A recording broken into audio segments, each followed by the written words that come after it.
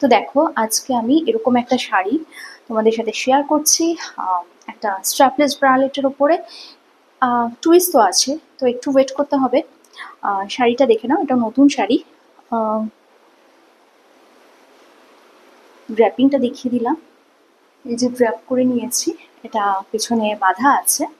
And দেখে নাও কিরম লাগছে, আর শাড়িটা কিরম অবশ্যই বলো। ওকে, আমাকে পরে কিরম লাগছে না লাগছে সেটা না বললেও চলবে, বাট শাড়িটা কিরম সেটা তো একটু বলতে হবে নাকি, না হলে তো আমি আবার ইন্টারেস্ট পাই না শাড়ি পরাতে। তো অন্যভাবে পরবো না যেভাবে পরি সেভাবেই পরবো, যা তোমরা বলবে। কি বললে? যেভাবে পরি সেভাবে? তো চলো, যেভাবে পরি সেভাবে তো ভালো লাগবে না এভাবে পরলে, তো একটু টুইস্ট না দিলে তোমরা এবার দেখবে কেন, তাই না? তো চলো।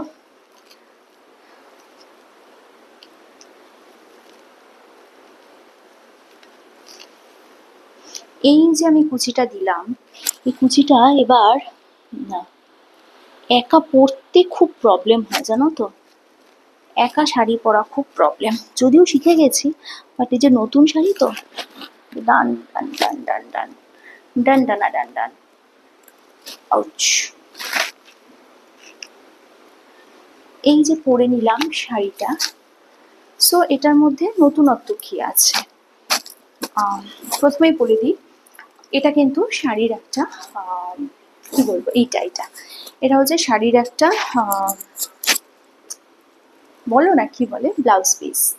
হে guys, good afternoon, welcome to my channel tips up back. তো এই যে আমি এটা পরলাম, এরমভাবে যে শাড়িটা পরলাম, কিরম লাগছে? এই যে কুচিটা একটু লম্বা করে, দেখো তো ইদানিং আমি এরমভাবেই শাড়ি পরি। হ্যাঁ, একটু বেশি সাহসী হয়ে গেছে আর কি। সো তোমরা তো সবসময় দেখো আমাকে ব্রালেটের ওপর পরতে, অফকোর্স দেখাবো ব্রালেটের ওপরেও বা পরে কিরম লাগছে, সেটা তো অবশ্যই তোমাদের সাথে আমি শেয়ার করব। কিন্তু এমনিতেও কিরম লাগছে সেটাও তো দেখাতে হয়। তো দ্যাটস ওয়াই আমি এরমভাবে পরে দেখালাম তোমাদের, যে কিরম লাগছে একটু বলো। আর একটা জিনিস কি জানো তো, শাড়িটা বড্ড কুটকুট করছে, ওই কুচুটে কাকিমারা যেরকম হয় না, দেখলে পরে এই গলা কুটোয় ঝগড়া করবো, কি বলবে, কিছু তো খুদ বের করতেই হবে, ঠিক সেরকম। শাড়িটা এত সুন্দর, এত গ্ল্যামারাস, এত এলিগেন্ট, ঠিক আমার মতো।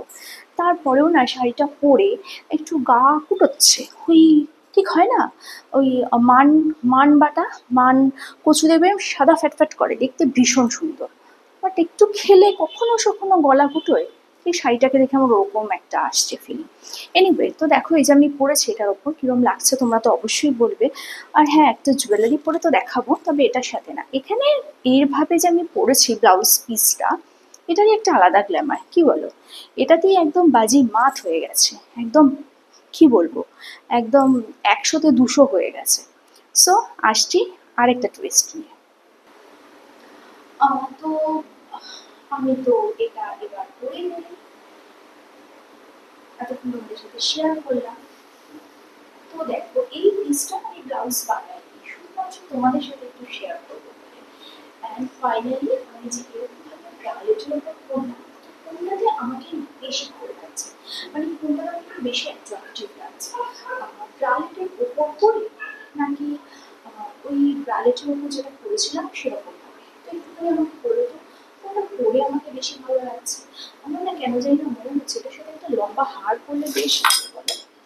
সো যদি আমি এরকম একটা করে নিই, এটা না কি বলবো, এতটাই শক্ত, যদি বাইরে কেউ পরে বেশ ব্যথা লাগবে তার, মানে বাইরে যদি কারোর গায়ে ধরে না, টাক করে মেরে দিই, বেশ লাগবে তার।